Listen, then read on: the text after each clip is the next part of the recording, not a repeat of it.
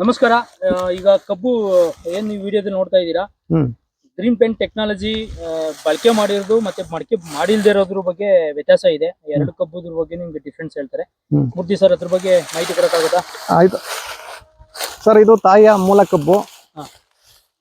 ಇದು ಎರಡನೇ ದರ್ಜೆ ಕಬ್ಬು. ಇದು ಈ ಪ್ಲಾಟ್ ಯಾವುದು? ಈ ಪ್ಲಾಟ್ ತಾಯಿಯ ಮೂಲ ಪ್ಲಾಟ್. ಇದು ಮೂಲ ತಾಯಿಯ ಮೂಲ ಕಬ್ಬು. ಇದು ಎರಡನೇ ದರ್ಜೆ, ಇದು ಮೂರನೇ ದರ್ಜೆ ಕಬ್ಬು. ಇದು ರಾಸಾಯನಿಕ ಬಳಕೆ ಮಾಡಿರ್ತಕ್ಕಂಥದ್ದು. ಇದು ನಾವು ಸಮಗ್ರ ಕೃಷಿಯಲ್ಲಿ ಮಾಡೋದು ರಾಸಾಯನಿಕ ಬಳಕೆ ಮಾಡಿರ್ತಕ್ಕಂಥ ಕಬ್ಬಲ್ಲಿ ಬಂದಿರತಕ್ಕಂಥ ಇದು ಮೊಡೆ ಕಬ್ಬು. ಇದ್ರ ತಾಯಿ ಕಬ್ಬು ಇನ್ನೂ ಸಣ್ಣ ಬರುತ್ತೆ. ನಾವು ತಾಯಿ ಕಬ್ಬು ಸಣ್ಣ ಇದ್ರೂ ಕೂಡ ಮೂಲದಲ್ಲಿ ಇದು ಪ್ರಥಮ ದರ್ಜೆ ಕಬ್ಬು, ಇದು ದ್ವಿತೀಯ ದರ್ಜೆ ಕಬ್ಬು, ಇದು ತೃತೀಯ ದರ್ಜೆ ಕಬ್ಬು. ಕಬ್ಬಿನಲ್ಲಿ ವ್ಯತ್ಯಾಸ ಇದು 9 ಇಂಚು ಉದ್ದ ಇದೆ. 9 ಇಂಚು ಉದ್ದ ಇದೆ. ಮತ್ತೆ ಸುತ್ತಳತಿನಲ್ಲಿ 7 ಮುಕ್ಕಾಲು ಇದೆ. ಸುತ್ತಳತಿನಲ್ಲಿ 7 ಮುಕ್ಕಾಲು ಇದೆ. 7 ಮುಕ್ಕಾಲು. ಅದನ್ನ ತೋರಿಸ್ತದಾ?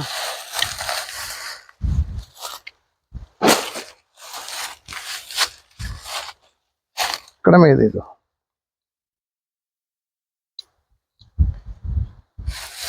4 ಕಾಲು ಇದೆ. 4 ಕಾಲು. ಓಕೆ, ಹೇಳೀಗ ಡಿಫ್ರೆನ್ಸ್ ಅದು ಗರಿಲಿ ಏನು ವ್ಯತ್ಯಾಸ ಇದೆ? ಗರಿನಲ್ಲಿ ನಾವು ಈ ಪದ್ಧತಿಯಲ್ಲಿ ಮಾಡಿರ್ತಕ್ಕಂಥದ್ದಲ್ಲಿ ಇದು ತುಂಬಾನೇ ಲಾಂಗ್ ಬರುತ್ತೆ, ಅಗಲ ಬರುತ್ತೆ ಗರಿಗಳು. ಮತ್ತೆ ಮಾಮೂಲಿ ಇದ್ರಲ್ಲಿ ಮಾಡಿರ್ತಕ್ಕಂಥ ಈ ಕಬ್ಬಿನಲ್ಲಿ ಈ ಗರಿಗೂ ವ್ಯತ್ಯಾಸ ಇದೆ, ವ್ಯತ್ಯಾಸಗಳಿದೆ. ವ್ಯತ್ಯಾಸ ಬರುತ್ತೆ, ನೋಡ್ಬೋದು. ಅಗಲದಲ್ಲಿ ಯಾವಾಗ ಕಬ್ಬಿನ ಗರಿ ಅಗಲ ಬರುತ್ತೆ, ಗಿಣ್ಣು ದಪ್ಪ ಮತ್ತೆ ಉದ್ದ ಬರುತ್ತೆ. ಡಿಫ್ರೆನ್ಸ್ ಇದೆ. ಹೌದು. ಈಗ ಆ ಕಬ್ಬು ಇದು 2 ಮರಿ ಬರೋದು ಒಂದೇ, ಅದು 1 ಮರಿ ಬರೋದು ಒಂದೇ, ಆತರ ಹೌದು, ಹಸಿ ಬರೋದು ಒಂದೇ. ಹೌದು.